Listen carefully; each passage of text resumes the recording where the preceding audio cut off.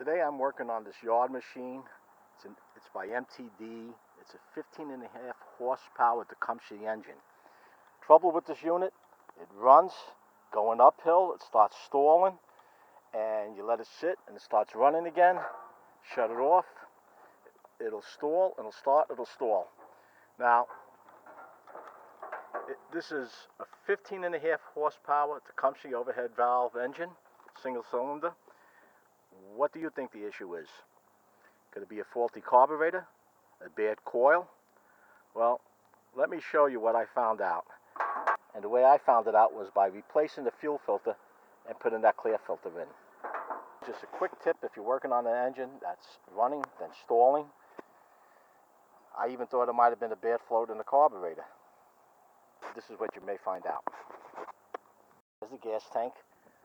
The vent is fine, and there's no blockage over here.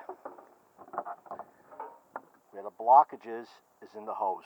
This was a new piece of hose that was added on. This piece over here looks like it might be original. Looks like it's cracking over here.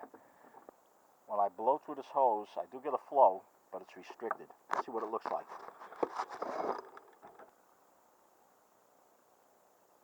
It actually doesn't look bad. I'm wondering if it's the restrictions in here.